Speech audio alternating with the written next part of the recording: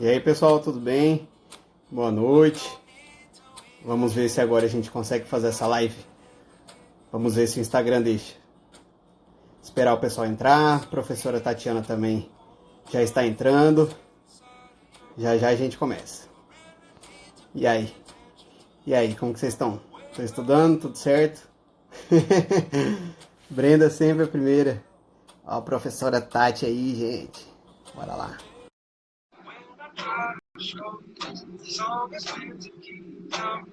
Professora Tati entrando. Tá E me aí, ouvindo? professora Tati? Tudo Agora bem? estou. Tá conseguindo me ouvir agora? Estou te ouvindo. Ah, Deixa eu agora vai. marcando. Agora vai. Naquele momento o Instagram derrubou todas as lives, ficou difícil, né? Gente, que implicância com a gente, né, Pedro? Mas não foi só com a gente não, viu, professora? Foi com todo mundo. Tá Todo mundo. congestionada a live. Aí, outro dia eu falei, não, vamos hoje mesmo. Pois é, vamos ver se o pessoal está nos ouvindo bem. É, Pessoal, me diga aí se o áudio está ok, a imagem está ok, antes da gente começar. tô adorando conhecê-los. Eles têm que fazer, é amanhã o trabalho que eles têm que entregar, né? As É perguntinhas. amanhã, exatamente, quinta-feira, amanhã. É amanhã, vai entregar amanhã. Muito bonitinhos, uma graça. Bom, É da, parece que está todo mundo ouvindo. Tá tudo tá certo. Então, próprio, eu sei que, né, a gente teve que colocar mais para a noite. Então, são 10 horas, pessoal de Brasília, pessoal aqui de vambora. Boa Vista, Mato Grosso, já é 9 horas. Então, para a gente não se alongar demais, que eu sei que o pessoal está cansado, né? Vamos, então, já começar nosso Vambora. bate-papo aqui, né? Nosso Vamos? papo. Então vamos lá. Então, professora, né, antes da gente começar, vamos iniciar, já que tem meus alunos e seus alunos, às vezes não nos conhecem, né? Então vamos se apresentar, pode iniciar. Obrigada, querido, pela sua gentileza. Como eu tinha falado na live passada, eu sou uma admiradora do seu trabalho. Meu nome é Obrigado. Tatiana. Eu sou professora de Direito Constitucional aqui no Rio.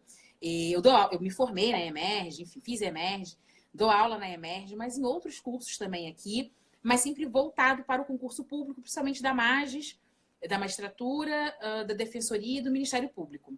Lá no CPURIS, a gente está ajudando a galera na OAB, que eu estou adorando conhecer a galera da OAB, e de analista também. Mas eu vou estar por aqui, né, no Instagram, nem sempre fazendo muita live, só quando os amigos convidam. Mas à disposição para tirar uma dúvida, um bate-papo. Quem me conhece, a galera aqui do Rio tem até o meu telefone, fora do Rio também. Manda o WhatsApp, a gente explica. O importante é a gente estudar e tentar entender. Um beijo, meninas. Minhas meninas, meus filhos entraram. Coisa linda, estou só vendo os comentários aqui. Nanda, beijo, Nanda. Sou apaixonada por Nanda Zuen. Uma família top. Nunca vou conseguir chegar àquela inteligência. Gente muito boa. São os alunos muito queridos. Ju é maravilhoso também. Tudo amigo, tá, gente? Tudo que eu paguei para estarem aqui na live, tá bom? Sempre tem que ter, né, próprio? E Tá você? certo, excelente. Bom, então vamos lá. Para quem não me conhece, eu sou Pedro Machadeiros, também sou professor em Direito Processual Penal na Faculdade Catedral. Até final do ano passado, eu era o coordenador dos cursos de magistratura do Bono Direito e também da cadeira de sentença criminal, processo penal e direito penal. Por conta de que eu comecei um mestrado esse ano, e aí, junto com a atividade judicante, não teve como conciliar, infelizmente. Então, esse ano eu não estou mais no Bono Direito, mas enfim, estou aqui com vocês no Instagram, compartilhando, porque é aquela coisa, né, professora? Quando a gente está num projeto, a gente entrega de corpo e alma e a dedicação é 100%. Né? Então, assim, eu vi que não ia ter tempo para me dedicar e agora eu preciso evoluir na parte acadêmica, né? Meu mestrado, depois doutorado. Então, enfim, tive que fazer, infelizmente, essa escolha, né? Essas escolhas trágicas que a gente tem que fazer, mas seguimos. E então, sou juiz de direito aqui no estado de Roraima. Fui aprovado em 2016, em terceiro lugar. Que lugar. Terceiro, tirei nota 10 na sentença civil e 9,5 na sentença criminal aqui.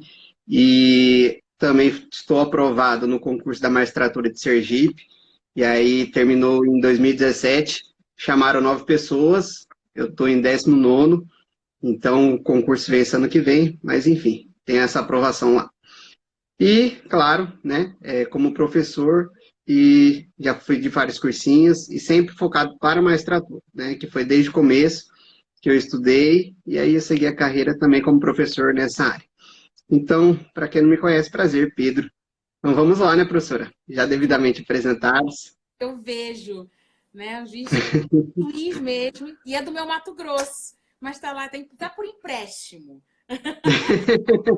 E professora Tatiana, acho que muita gente não sabe, mas eu nasci no Rio de Janeiro. Você nasceu Metade da minha família. em Cuiabá? Nasci. Então, minha história é bem assim, eu passei por vários estados aí do Brasil, mas eu nasci no Rio de Janeiro e com 3 anos de idade minha mãe passou no concurso público para auditora fiscal do estado de Mato Grosso. E aí com 3 anos eu fui para Cuiabá. Na verdade fui para Mato Grosso, né, rodei o interior de lá, depois fui para Cuiabá e fiquei a maior parte do meu tempo. Aí teve um período que eu morei em São Paulo, fiquei lá 1 ano e meio em São Paulo, e o terceirão, já me formando no ensino médio, o terceirão ainda fiz no Rio de Janeiro, porque minha família ainda morava no Rio, né? Eu tenho metade que mora ainda. E aí, todas as férias, ou eu ia para o Rio de Janeiro, ou eu ia para Santa Catarina, que também meu tio mora lá, então eu sempre ia para lá, visitava meus primos, meus tios, minha tia, então eu ficava indo e vindo. E aí resolvi fazer o terceirão, eu fiz o terceiro ano no Rio de Janeiro. Lá no, não sei se você conhece, Miguel Couto, lá da Tijuca. Eu cheguei a estudar no Miguel Couto durante um tempo também. Terceiro ano, para fazer o vestibular. Uhum. Ah, que legal. Pois é, então eu tenho raízes, né, cariocas, da Gema, mas nasci ali na Urca, Pertinho da minha casa, e... da Urca. Ah, é? Legal. Mas, enfim, eu não... Meu sotaque... Aí, sim, Você tá saindo do Mato pois Grosso. é, como eu misturei, né, morei em Mato Grosso, um pouco do Rio de Janeiro, um pouco São Paulo, meu sotaque é tudo misturado, então não tem sotaque cuiabano, não tem sotaque carioca, não tem sotaque nenhum, meu é uma mistura de tudo, então é engraçado, mas enfim, faz parte da vida, né? Que bom. Que bom que a gente perdeu um jogador que ia ser do São Paulo, né, para falar pra gente sobre processo penal. Essa matéria que é maravilhosa. E eu amo constitucional Exatamente. e direito civil, são as minhas matérias favoritas. Mas processo penal é essencial na nossa vida. E ainda mais esse tema de execução provisória que, como professora de constitucional, não me deixava dormir. O STF tinha me dado mais uma tranquilidade em novembro de 2019. Veio a presente, eu ganhei o pacote anticrime e estou aqui desesperada. Com 4 Imagina professor de processo penal, né? Realmente a gente se lascou aí no final do ano, foi muita atualização, mas faz parte do direito, né? A gente está sempre em constante evolução, e isso faz parte, é até bom que a sociedade muda, o direito tem que evoluir junto com a sociedade, né? Lindamente, Pedro. Começa aí com a gente. Então, bora. Então, gente, sem mais delongas aqui, já que está um pouquinho tarde, vamos começar a nossa live de hoje, nosso bate-papo. E como tema, pessoal, justamente eu escolhi, vocês sabem que eu sou professor de processo penal e eu dou a parte de processo e procedimento, professora Tati. E a gente está hoje falando sobre procedimento especial do Tribunal do Júri. Então, eu com meus alunos, né, nós estamos trabalhando essa parte, e aí, como atividade para eles, eu passei essa questão, que é muito atual, né, a alteração do pacote anticrime, junto com esse tema de execução provisória da pena. Então, obviamente, tem conceitos processuais penais e muito também ligado à parte constitucional, né? Então, é bem legal essa matéria que envolve duas, né? Direito processual penal e direito constitucional, e por isso é uma honra minha estar aqui com você, viu, professora? Que aí a Messi aqui manja muito de direito constitucional, então vamos aqui conversar com o pessoal. Obviamente, né? Minha parte de processo penal e a professora Tatiana aqui comentando sobre a parte de constitucional, tá bom, pessoal?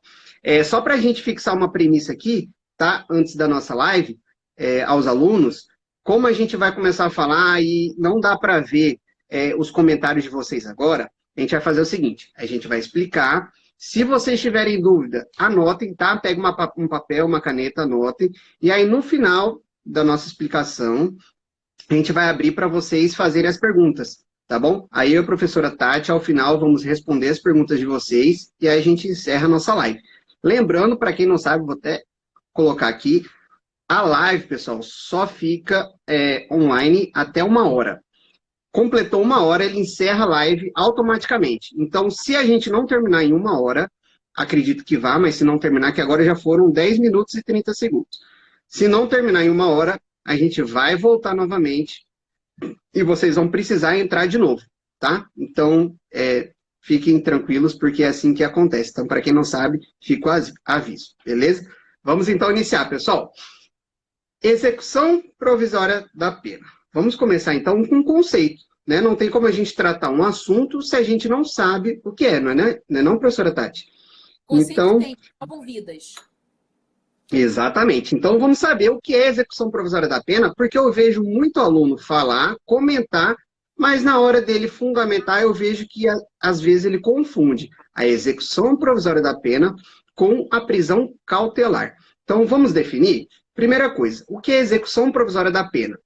A execução provisória da pena é quando o condenado, o réu, ele sofre uma condenação, seja em primeiro grau ou em segundo grau, se for uma ação penal de competência originária do TJ ou do TRF, certo? Ele sofre uma condenação. E aí, ele pode já cumprir a pena? É isso que a gente vai saber.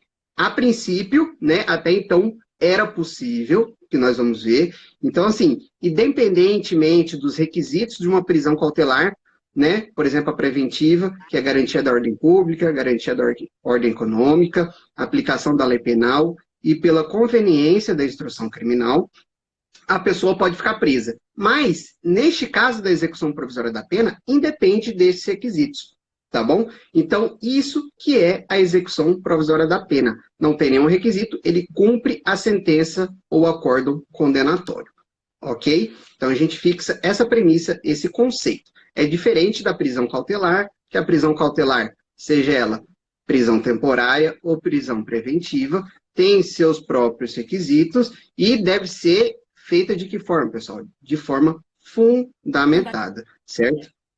Exatamente. Com a ideia Exatamente, contemporânea. E agora, né, com... se manter, exatamente, com os novos requisitos, né, instituídos agora pelo pacote anticrime, tem a parte contemporânea. Não pode ser de fatos passados, né? Tem que ser de fatos atuais. Enfim, depois fica para uma outra aula a gente poder discutir essa parte dos requisitos da prisão cautelar, né? Então, a gente fixa a premissa aqui do conceito de execução provisória da pena. Ok. Segundo ponto, pessoal, agora que vocês já sabem o que é a execução provisória da pena, quando é cabível? Será que é cabível, professora Tati, a partir, por exemplo, se for uma ação de um juiz de primeiro grau, e, por exemplo, eu dou uma sentença condenatória, já pode cumprir provisoriamente a pena? De acordo com o STF, hoje, né, são 4 momentos, hoje não cabe execução provisória, não. Pois é, então não pode, mas para quem entende que seria cabível, né? Qual seria o momento, pessoal, que daí se discute? Tá, execução provisória da pena, mas qual momento? É da sentença do juiz de primeiro grau? Ou então, se o réu, né, apelar, se dá decisão do TJ ou TRF que convalidar a condenação no acórdão, né? E aí, qual que é o momento? Então, pessoal, cuidado, vocês têm que saber o momento. Ok? E qual que é o momento correto? O momento correto é quando se esgotar os recursos ordinários. Ponto. Então, o que isso quer dizer, pessoal? Isso quer dizer o quê? Que só pode começar a executar a pena provisoriamente a partir do momento que o TJ ou o TRF, né, acabar com a discussão sobre o processo criminal. Então, quando tiver um acórdão condenatório, seja ele por competência originária, ou seja ele por competência recursal, julgando uma apelação, confirmar a sentença condenatória e terminar o processo. Aí, cuidado, pessoal. Sabe por quê, professora Tati? Olha o que surgiu aqui, a discussão. Porque tinha o acórdão condenatório, ou confirmatório da condenação do juiz de primeiro grau, e os advogados entravam com embargos de declaração desse acordo. E aí, com embargos de declaração pendentes de julgamento no TJ e no TRF, seria possível a execução provisória da pena? Aí foi levada essa discussão ao STJ e ao STF, eles disseram, olha, para quem entende que é cabível, não. Quando se fala esgotamento dos recursos ordinários, quer dizer o quê? O acórdão do TJ e o TRF, junto com o julgamento dos embargos declaratórios. Então, é somente após o julgamento dos embargos declaratórios no TJ ou no TRF é que seria possível a execução provisória da pena. Ok? Então, isso que vocês têm que ter na cabeça. Primeiro, o conceito e o momento. Quando é que pode? Quando se esgotar os recursos ordinários na segunda instância, né, TJ ou TRF, e isso, obviamente, com o julgamento dos embargos de declaração. Perfeito. Então, vocês já sabem, pessoal, o conceito de execução provisória da pena e já sabem também o cabimento, onde é que cabe, ok? Bom, excelente. Essa era a parte inicial da nossa aula de hoje. Agora, professora Tati, eu quero te chamar para você poder, né, explicar para os alunos quais que são os princípios constitucionais que estão envolvidos nessa execução provisória da pena. Olha, Pedro, o grande princípio constitucional que vai reger a execução provisória da pena, que vai ser a força motriz da posição atual do STF, aliás, era a posição originária, e agora a posição atual do STF, eu vou chamar, você garantista, não, você técnica, e chamar de princípio da presunção de inocência, que é o artigo 5º, inciso 57, né? LV2I, tá, gente? Lá da Constituição. Então, o princípio da presunção de inocência, a leitura que nós fazemos dele, ele é muito clara, né? Onde diz que ninguém será considerado culpado até o trânsito em julgado. Tá baixo o meu áudio? Vou aumentar. E vou falar mais alto, tá? Vou falar mais alto e aumentei o áudio também. Vamos lá. Então, o princípio da presunção de inocência, lá de novo, no artigo 5º, inciso 57, ele que vai ser a grande discussão. Peraí, se eu sou inocente, se eu devo ser considerado inocente até o trânsito em julgado, por que a partir dessa decisão no Tribunal de Justiça, que foi o momento que o Pedro bem colocou, né, o momento que poderia ter a execução da pena, porque a partir desse momento eu já vou poder fazer, já poderei me recolher à prisão? Por que eu terei que ser preso se eu ainda não estou com a decisão transitada em julgado? Caso ele tenha recorrido com os recursos, tenha entrado com os recursos especiais, obviamente, né? Porque se nós estamos falando de sentença judicial, acórdão do Tribunal de Justiça, e não houve recurso, ou acordo condenatório, ou se houve, enfim, houve embargos já foram julgados, transitou em julgado. Ok, não é disso que nós estamos a falar. Nós estamos a falar que ele teve uma decisão na segunda instância. Desta decisão em segunda instância, ele interpôs um recurso especial, seja o recurso especial para o STJ, ou seja o recurso, nome, né, especial para o STJ, ou o recurso extraordinário para o STF. Então ele fala, mas eu também não posso ser preso. Por quê? Porque eu estou numa presunção de inocência. E era discussão, mas peraí, mas o que nós vamos rever no STJ e no STF? Nós vamos rever matéria de direito. Porque os recursos especiais, eles nunca se destinaram a rever de fato um fato. Ele vai rever um fato. É óbvio que ele vai rever um fato.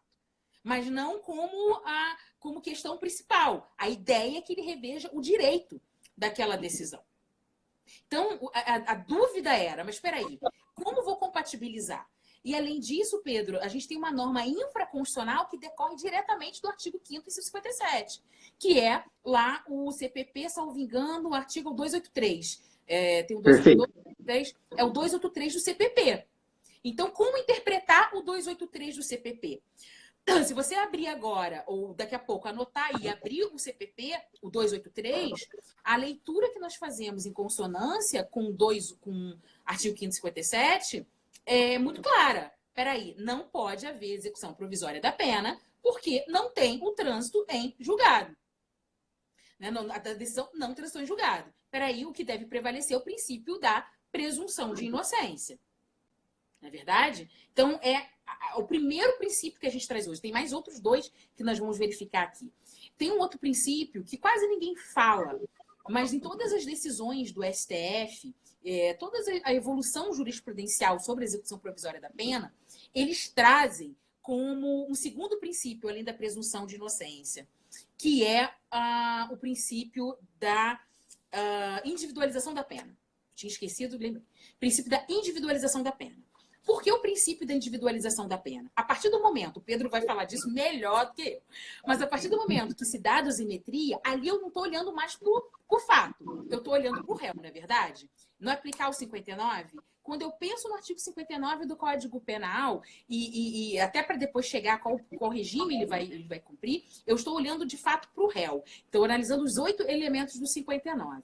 Então, vamos analisar aqui. Se o juiz fez essa análise, chegou à conclusão que ele recebe uma sentença condenatória, mas, por exemplo, ele não oferece algum risco agora, seja para o processo, seja para a sociedade, que seria possível ele aguardar a decisão das instâncias, tanto do TJ como das instâncias especiais. Ele poderia aguardar essa decisão fora da prisão, porque ele cumprir imediatamente aquela execução provisória, se o 59, inclusive, seria favorável a ele. Então, o STF trazia essa discussão.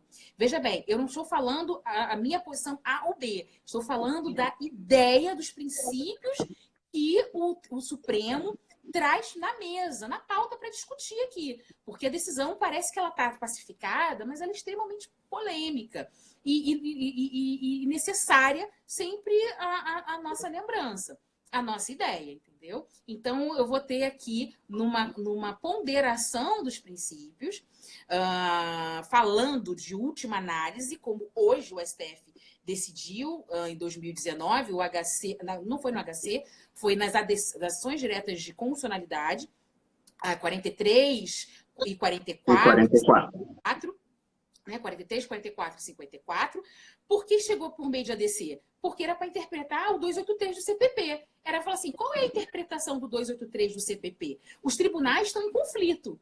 Alguns tribunais afirmam que a interpretação dele, consoante com o princípio da presunção de inocência, é que não há execução provisória da pena, ou não. Outros tribunais entendem que, na interpretação dele, com o artigo 57, 5º, inciso 57 da Constituição, permite a prisão provisória da pena. Então, perfeito. Professora, eu vou até fazer um parênteses aqui, que é muito importante que os alunos entendam o porquê que foi permitido a execução provisória da pena e qual era o fundamento principal. Qual era o fundamento principal? Né? Qual que era o fundamento principal, professor Pedro? A professora Tati já comentou. Por quê? Se houve uma condenação pelo TJ ou pelo TRF, o que acontece? O réu, ele recorre com recurso especial e recurso extraordinário. Acontece que, vocês sabem, que esses recursos excepcionais, eles não possuem o efeito suspensivo. Isso que é o ponto-chave da questão. Então, o que os tribunais falavam? O que essa corrente que defende a execução provisória da pena falava? Falou assim, olha, tudo bem, o réu recorreu com recurso especial para o STJ ou recurso extraordinário para o STF. Porém, esse recurso não tem efeito suspensivo. O que isso quer dizer? Que aquele acordo do TJ ou TRF tem que ser cumprido até ulterior deliberação do TJ ou do TRF, do STJ ou do STF.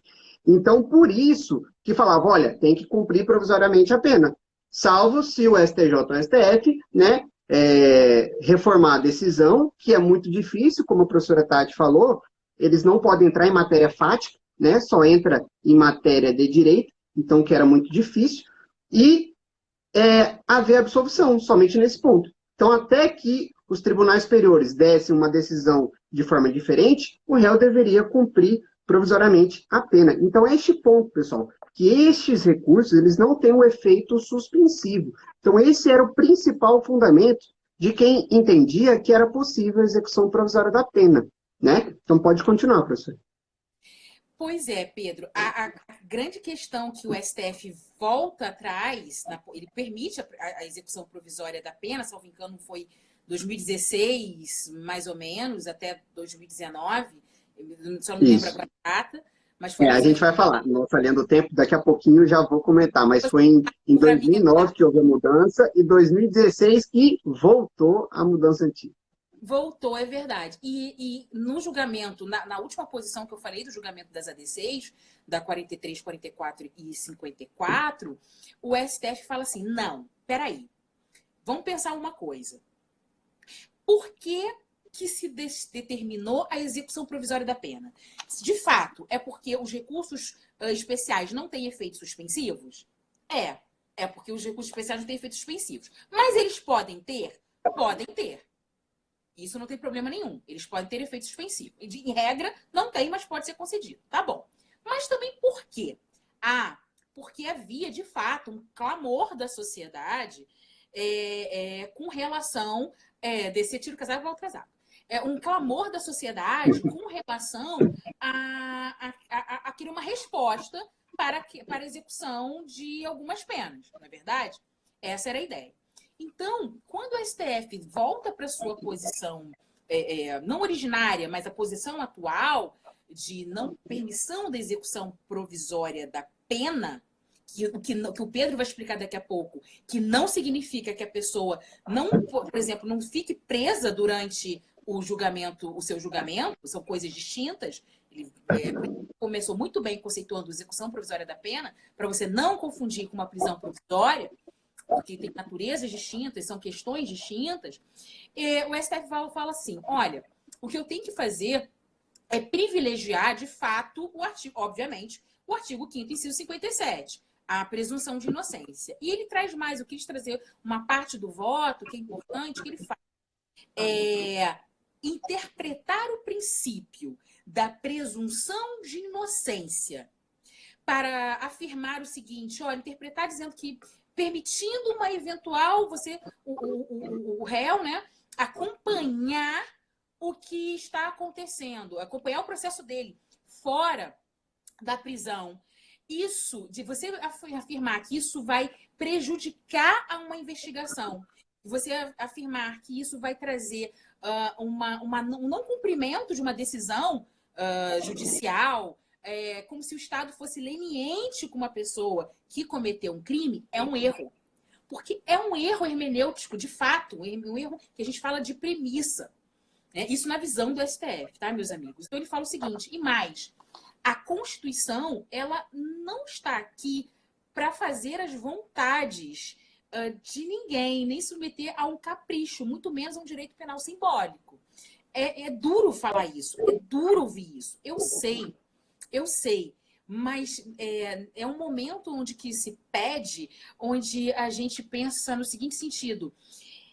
O judiciário, ele está aqui, eu defendo que o judiciário é um representante do povo, também tem legitimidade, mas o STF fala, o judiciário está aqui para não atender só um clamor público. Ele está aqui para ser técnico. Ele está aqui, de fato, para decidir se cabe ou se não cabe uma execução provisória, e a princípio não caberia uma execução, não caberia uma execução provisória, o que não significa que não será possível uma prisão durante o processo penal. Muito menos, a Toga Zambrano está perguntando, muito menos no tribunal do júri, que é onde a gente quer chegar. Porque quando o STF dá essa decisão nessas ADCs, ele não fala, porque ele não diz que não cabe execução provisória da pena no processo comum, no processo sumário ou no processo especial, por exemplo, do júri. Ele fala do processo penal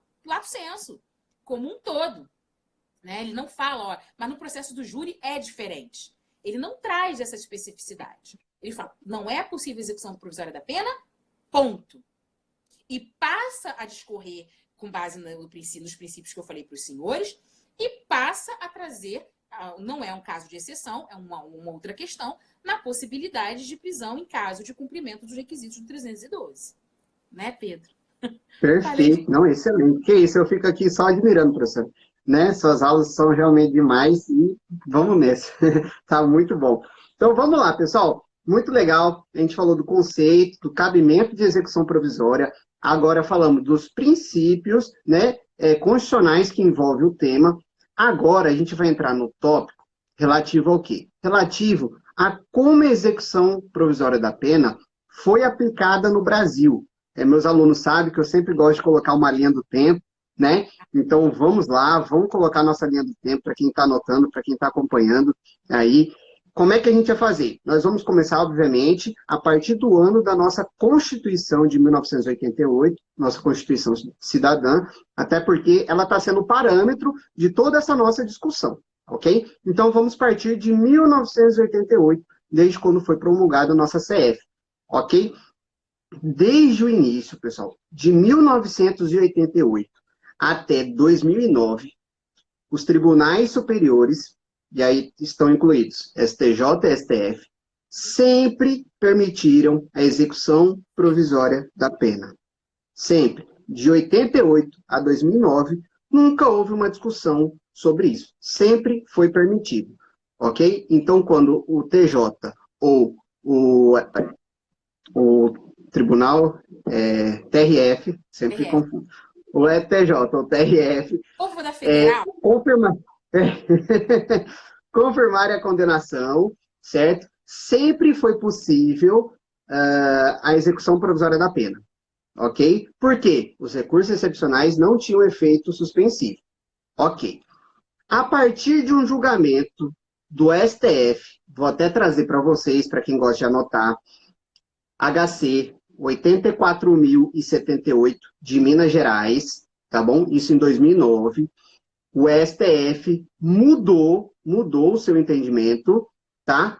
E definiu o quê? Isso foi o pleno, tá, pessoal? O pleno do STF. E definiu, a partir de 2009 apenas, que não era possível a execução provisória da pena, justamente por conta do princípio da presunção de inocência, ou também o princípio da não culpabilidade, como alguns gostam de chamar. Tá bom? Então, foi a partir de 2009 que o STF barrou. Falou, opa, não pode mais. Tá bom? Muita gente não sabe. Tem pessoas que acham que nunca foi possível, somente em 2016 é que mudou assim do nada. Mas não. Tá, pessoal? Sempre foi possível, de 88 até 2009. Beleza? Aí, a partir de 2009, não foi mais possível e o STF voltou atrás, ou seja, voltou a permitir a execução provisória da pena em 2016. Então, foi de 2009 a 2016, sendo negada a execução provisória da pena. Em 2016, voltou. E aonde que foi que voltou, pessoal? Anotem aí que em 2016 também foi pelo pleno do STF, julgando o HC, anotem o número aí, 126.292 de São Paulo. Tá bom? O pleno do STF falou assim, não, calma lá. O STF sempre teve o entendimento da possibilidade, tá? Então, vamos voltar à possibilidade da execução provisória da pena. Então, em 2016, voltou. E aí, obviamente, né, a discussão ficou acalorada em 2016, certo? Em 2017, mesmo com o pleno decidindo, pessoal, coloque um outro ponto na linha do tempo, porque, mesmo com o pleno decidindo, em 2017, o ministro Marco Aurélio, em decisão monocrática, coloquem aí, o HC 138.337 de São Paulo, determinou a soltura do paciente, justamente o quê? Proibindo a execução provisória da pena. Então, o próprio ministro Marco Aurélio, tá? Ele foi contra o pleno em 2017. Houve até uma discussão, né, no mundo jurídico, né, que o ministro estava indo contra a decisão do pleno, então gerou muitos questionamentos, mas enfim, a gente só precisa saber o que aconteceu, anotar na nossa linha do tempo, tá bom? E aí, obviamente, depois de toda essa discussão, porque tudo isso, pessoal, era no âmbito difuso. Até agora vocês anotaram, sempre o quê? julgados no âmbito de habeas corpus, âmbito difuso. Ou seja, tem aplicação e efeito somente naquele processo para aquele paciente, né? Para poder dar em outros pacientes, né? Deveria levar a questão até com o novo HC. Ok? Vocês conhecem, a professora Tati ensina muito bem controle difuso, controle concentrado. Então, sempre foi em controle difuso. E aí, para resolver a questão, pessoal, foram propostas duas ações declaratórias de constitucionalidade, ADCs, né, que é a ADC 43 e a ADC 44, e foi pedido o quê, pessoal? Foi pedido justamente o que a professora Tati falou, que o STF fizesse uma interpretação que foi pedido, né, pela constitucionalidade do artigo 283 do Código de Processo Penal em relação ao artigo 5º da CF, que diz o quê? Que, olha, eu peço ao STF que o senhor, né, declare a constitucionalidade do artigo 283, no sentido de que não é possível a execução provisória da pena. Por quê, pessoal? Esse artigo do Código de Processo Penal diz que a pessoa só pode ser presa se não por decisão transitada em julgado, ou então prisão cautelar, que a gente já viu que é outra coisa. Mas por sentença, só aquela transitada em julgado. Então foi esse o pedido. E, enfim, em 2019, julgando essas duas ADCs, o STF deu interpretação pela constitucionalidade do artigo 283, ou seja, dizendo o seguinte, o 283 é constitucional e, por isso, não é possível, no âmbito brasileiro, a execução provisória da pena. Ok? Então, assim, em tese, né, a princípio, uma decisão definitiva, porque foi em controle concentrado. Em controle concentrado, vocês sabem que tem efeitos erga omnes e efeito vinculante, né? Ou seja, aplica a todo mundo e vincula a todos os juízes. Então, todo mundo teve que seguir, ou seja, não é possível mais determinar o cumprimento provisório da pena. Até então, né, nesse julgamento em 2019, em setembro de 2019. Ok, pessoal? Então, essa é a nossa linha do tempo que vocês precisam saber. Agora, eu vou provocar a professora Tati. Vou fazer uma pergunta. Prof. Tati, a gente viu, né, que o STF decidiu em controle concentrado, ou seja, vincula, né, aplica-se a todo mundo. Mas e aí, professora Tati? Será que é possível o legislador infraconstitucional ou constitucional trazer uma alteração legislativa permitindo a execução provisória da pena? Ou seja, é possível que o legislador edite uma norma, seja ela constitucional ou infra, que vá de encontro ao entendimento do Supremo Tribunal Federal? Pois é, Pedro. A decisão em controle concentrado de constitucionalidade, o artigo 28, parágrafo único da Lei 9868 de 99, que é a lei da DI, da DC, da DO e a DPF utiliza o artigo 28, parágrafo único também da 9868 de 99, deixa claro que essa vinculação ela só acontece no Poder Judiciário, em todas as suas esferas, e na administração pública, federal, estadual, municipal, distrital, administração pública direta, administração pública indireta. O legislador ele não fica vinculado à decisão no STF. Ele nem poderia também ficar, porque isso fere a separação dos poderes. Aqui ela está falando que cortou de novo, eu vou repetir, meu amor, calma. As outras pessoas estavam pensando que estava bem aqui para mim. Então, o artigo 28 da 98, artigo 28, parágrafo único, tá? Ele não vincula o legislador, ele só vai vincular os dois outros poderes. O próprio poder judiciário, à exceção do STF, tá bom? O STF não fica vinculado às decisões dele, só quando ele diz que é inconstitucional. Se ele falou que uma norma é inconstitucional, ele não pode, no futuro, falar que ela é constitucional. Não. Então, só quando se trata de inconstitucionalidade. Mas, fora isso, o STF não fica vinculado às decisões dele, mas todo o poder judiciário, à exceção do STF, fica vinculado. E a administração pública, direta e indireta, estadual, municipal, distrital. O legislador não. Então, o legislador ele pode elaborar uma norma contrária àquela decisão do STF em controle concentrado de constitucionalidade. Como alguém já trouxe aqui, brilhante, não é sua aluna, Pedro, não é minha, mas alguém de provavelmente trouxe e falou, peraí, olha, isso não é a reação legislativa? Sim, é o que a gente chama de reação legislativa, ativismo congressual. O que ocorre? quando o legislador edita uma norma, tá? E essa norma é contrária a uma decisão do STF, ou não necessariamente contrária, mas ela pode esbarrar numa interpretação dada pelo STF em controle concentrado, que, portanto, é vinculante, tá bom? Ele pode fazer isso porque ele não está, ele não fica vinculado, tá bom?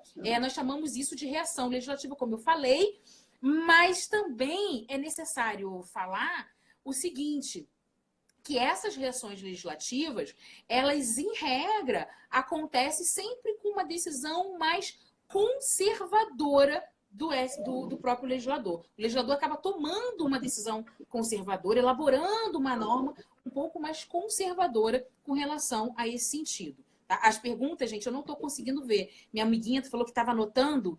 Você vê onde você parou, dá um espaço, um pouco eu repito para você. Tá? Eu não consigo ler, porque mesmo de óculos... É bom lembrar também, né, professora, que aqui a live vai ficar salva, pessoal, 24 horas. Então, quem perdeu alguma coisa por falhas de comunicação da internet, vocês podem entrar depois, pode até passar e voltar, e aí vocês olham um ponto que ficou faltando e anotem no caderno de vocês, tá bom? E as perguntas a gente responde ao final, porque não consigo ler aqui enquanto eu falo, não consigo ler as perguntas, fica passando e o espaço é bem curtinho, não dá para ler ela toda.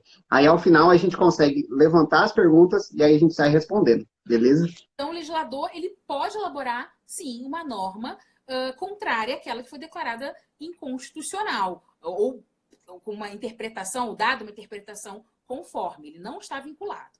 E tanto é que ele pode, que é a grande discussão. Será que ele fez isso no pacote anticrime, no artigo 492? Será que ele, de fato... eu já me antecipando, né? Será que ele fez isso no 492? Será que o 492 é uma reação legislativa? É um ativismo congressual, como as pessoas falam, né? Devolver para o Pedro, depois eu falo aqui das nossas teorias.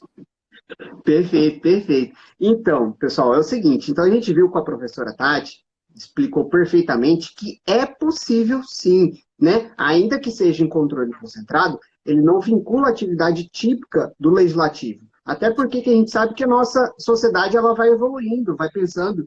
Então, se o STF engessasse a atividade legislativa, estaria, na verdade, engessando toda a sociedade, né? Então, por isso, né?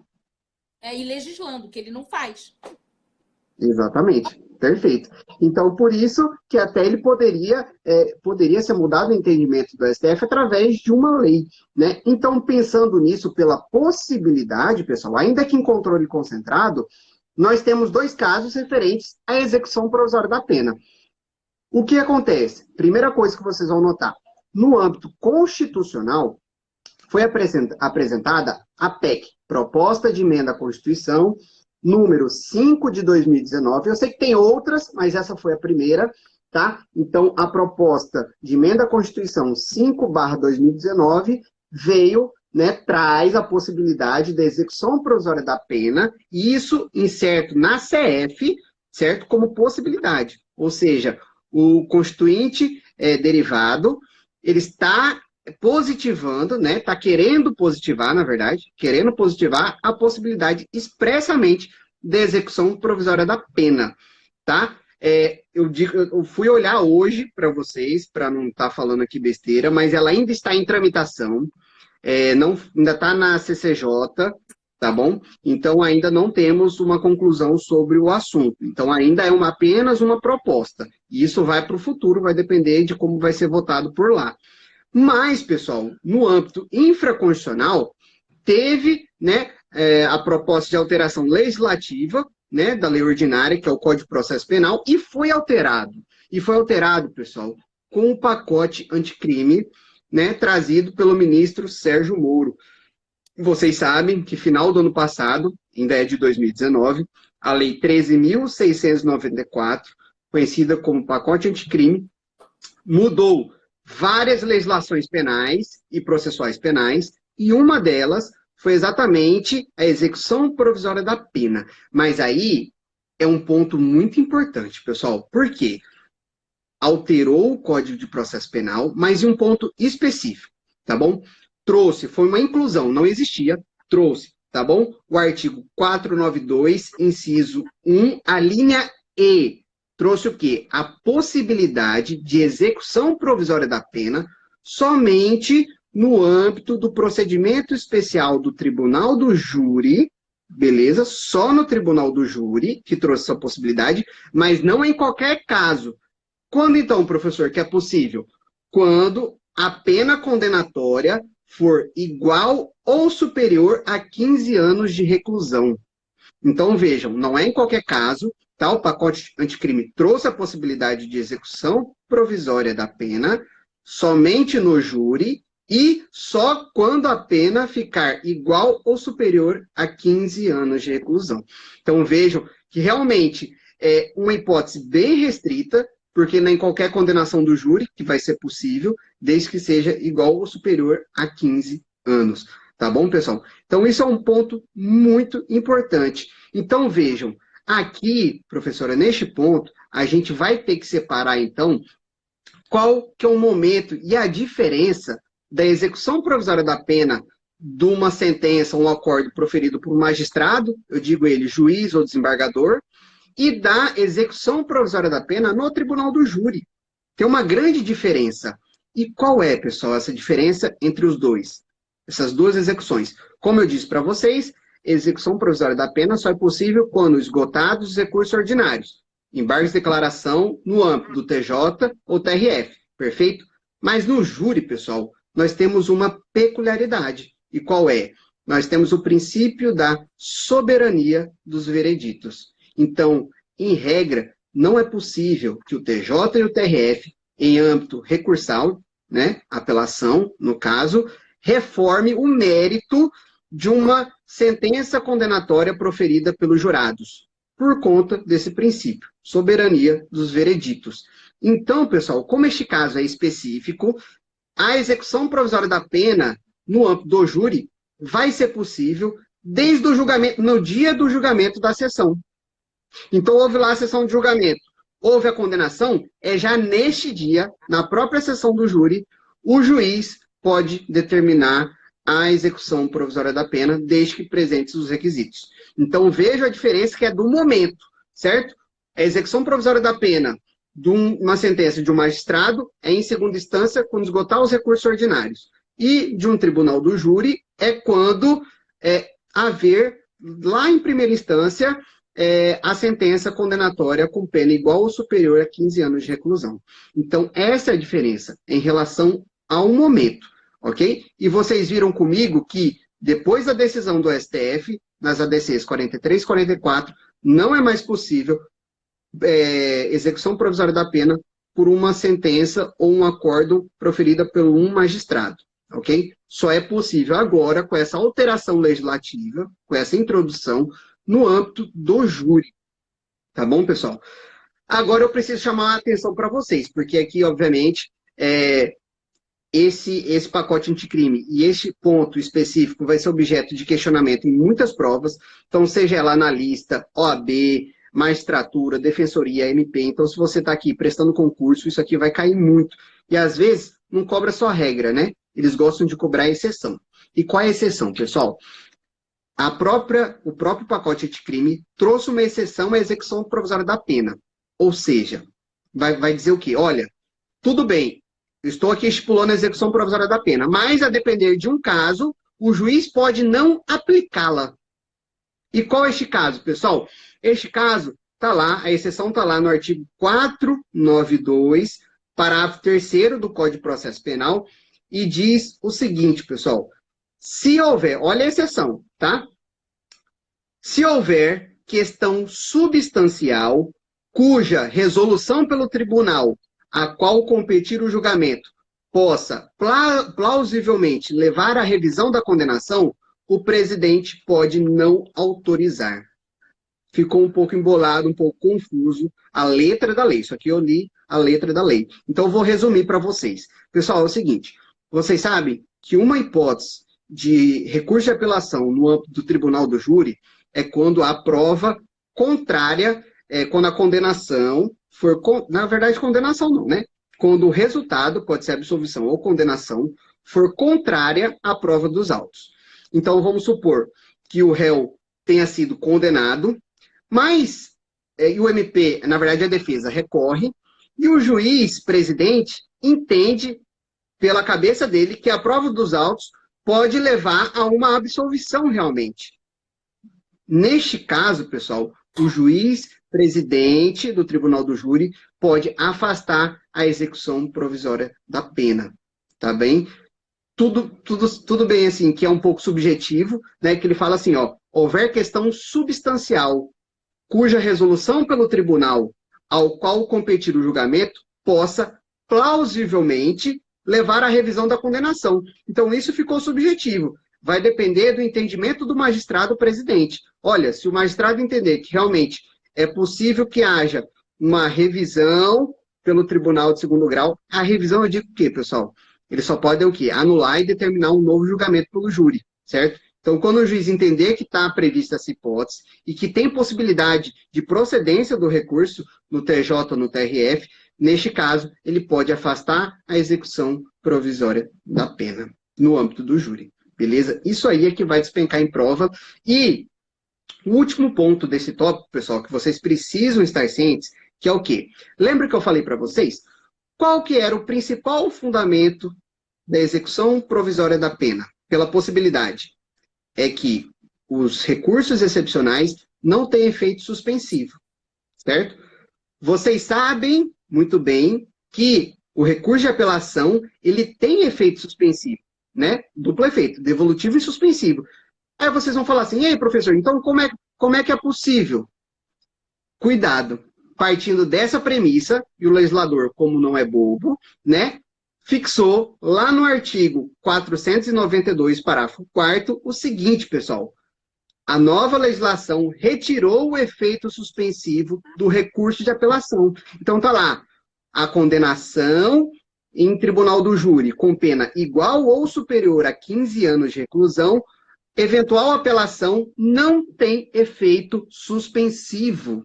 Então isso é muito importante, tá bom? Porque tinha que ter essa previsão expressa de retirar o efeito suspensivo do recurso de apelação para poder ter a possibilidade da execução provisória da pena. E isso o legislador fez, tá bom? Prevendo qualquer questionamento nesse sentido, o legislador fez e retirou esse efeito. Então, cuidado. Na prova, geralmente, recurso de apelação tem efeito, tem o duplo efeito, devolutivo e suspensivo. Cuidado, tá, pessoal? Cuidado, que agora temos uma exceção, que é do Tribunal do Júri, né? Apelação contra a sentença do Tribunal do Júri que condenar a uma pena igual ou superior a 15 anos. Beleza? Não se esqueçam disso, que essa exceção e essa questão de retirar o efeito suspensivo da apelação que vai ser objeto da sua prova. Beleza? E eu sei que depois dessa live nossa, vocês não vão errar. Perfeito? Bom, pessoal, professora Tati, chegamos no último ponto do nosso bate-papo hoje, aqui já com 53 minutos de live, uma excelente aula, né? Pelo visto os alunos estão gostando. Eu quis separar esse tópico justamente para fazer uma provocação, né? Porque o direito ele é discussão. E no âmbito da execução provisória da pena, nós tivemos dois lados, é igual o Big Brother, né? Ontem. Pessoal, é o time Prior e o time Manu. Aqui é a mesma coisa. Era o time que era a favor da execução provisória da pena e o time que é contra a execução provisória da pena. Então, foi um embate muito grande e levou a discussões acaloradas. E é isso que eu quero trazer, um debate. Um pouquinho rápido, porque essa matéria aqui, esse debate, né, levaria horas. Mas, enfim. Professora, uma pergunta. Seria possível que o legislador constitucional ou até mesmo o infraconstitucional, como fez, acrescentasse a possibilidade de execução provisória da pena? Querido, eu acho que o legislador, e começando pelo infraconstitucional, tá? Realmente o Pedro é maravilhoso, gente. O legislador infraconstitucional, para mim, ele não poderia ter, para mim não, né, para uma ideia, ele não poderia ter trazido essa execução provisória da pena, porque ele está contrariando. Aliás, ele pode trazer, óbvio, ele tem liberdade para trazer. Mas essa ideia contraria dois grandes princípios constitucionais. tanto o princípio da presunção de inocência como o próprio princípio do júri, da soberania dos vereditos. Então, você poderia ter o princípio da soberania dos vereditos, respeitar que eles decidiram que há uma condenação naquele caso, que a pessoa deve ser condenada, e ela deveria cumprir a pena, aliás, não deveria ter execução provisória da pena, deveria ter, se fosse o caso, como eu sempre bato na tecla, permanecer presa se ela cumprisse os requisitos 312. Tá? Então, a gente não está falando de liberdade. Poder, o legislador infraconstitucional, poder ter trazido 492, poderia. Agora, se 492 é constitucional nos seus parágrafos, aí é uma outra história. Se vai ser possível um controle difuso de constitucionalidade dele, é uma outra grande história, porque ele poderia trazer, mas está contrariando as ADCs 43, 44 e 54, que alguém falou aí, a ADC foi julgada em conjunto, tá? As três foram julgadas juntas aqui. Então, o legislador infraconstitucional não teria essa possibilidade. Ele achou uma forma de inserir a execução provisória da pena, ainda que seja no júri. Tá? Mas eu não entendo ser constitucional. Data velha, outras pessoas entendem pela constitucionalidade, porque se a soberania dos vereditos, o veredito, o júri já disse que ele é condenado, em regra, só um juízo recidendo, né, deveria determinar um novo júri, que é uma hipótese excepcional no 593, então não tem por que ter execução provisória. Então existe esse embate. O legislador agora constitucional, o constituinte derivado. Amigos, o poder constituinte derivado, eu vou me filiar à corrente de Paulo Gustavo Gonet Branco e de Gilmar Mendes. O poder constituinte derivado, ele não poderia alterar a Constituição para tirar o princípio, porque alterar a Constituição teria no princípio da presunção de inocência. E você pode alterar a Constituição para, sim, incluir direitos fundamentais, como fez a Emenda Constitucional 45 de 2004, mas não para restringir direitos fundamentais ou retirar um direito fundamental, por exemplo. Aí você falaria assim, mas uma nova Constituição? E o poder constituinte originário? Eu continuo me filiando à corrente de Paulo Gustavo Gonet Branco e de Gilmar Mendes. O poder constituinte originário, ele também tem limite. Na nova teoria, ele também tem limite. Então, é um limite transcendente, é um limite heterônomo, além de transcendente, é heterônomo, porque nós temos tratados internacionais que nós seguimos que falam sobre a presunção de inocência, haja vista o Pacto de São José da Costa Rica, o Decreto 678 de 92. Então, nem sequer o poder constituinte originário poderia trazer uma nova Constituição com menos proteção de direitos fundamentais que nós temos. Então, essa PEC, ela dá pano para manga, ela dá uma grande discussão. Se o constituinte agora, né, derivado, poderia verificar e falar, não, vamos alterar. Isso, para mim, ele seria um retrocesso, e a vedação ao retrocesso, eu vou me filiar pela corrente que o STF ainda segue, trazido que não seria possível retroceder a essa proteção, e nesse sentido, eu reputo que seria inconstitucional essa emenda à Constituição. Olha só, porque vai, de fato, mexer na presunção de inocência. E é possível nós aplicar aí Robert Alexis, direitos fundamentais, né? Depois a gente fala sobre o Alexis, mas aplicar tanto a presunção de inocência como a soberania dos vereditos no júri em conjunto, sem ferir nenhum dos dois princípios. Não há problema algum. Eu mantenho o júri, é soberano o veredito, não há problema algum. Ele vai ficar preso cautelarmente, se cumprir os requisitos do 312, e no futuro, havendo o julgamento dos recursos especiais, começa-se a execução, né, definitiva da pena, diante da impossibilidade da execução provisória. Então, repito, o legislador fez de forma contrária ao STF, ele poderia fazer, não está proibido de fazer, mas acredito que ele fez e transformou uma norma, acabou elaborando uma norma inconstitucional, que precisa de provocação no STF para ser declarado inconstitucional. Enquanto isso, nós vamos ter que aplicar ou fazer o controle difuso de constitucionalidade. Perfeito, professor. Olha que legal.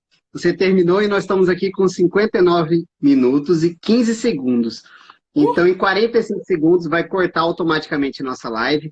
Então, pessoal, eu queria agradecer a professora Tati, tá? Por ter aceitado o convite de fazer essa live conjunto, né? E agradecer a todos os alunos que estão aqui, tá bom? Eu vou encerrar, só porque ele vai encerrar com 60 minutos, e eu abro, a gente vai abrir só para responder as perguntas de vocês, tá? Então, quem tiver pergunta, a gente vai entrar novamente, vai ficar respondendo as perguntas de vocês, e aí a gente encerra. De qualquer maneira, muito obrigado, tá, pessoal? 10 segundos faltando. Um abraço, professora. Um beijo.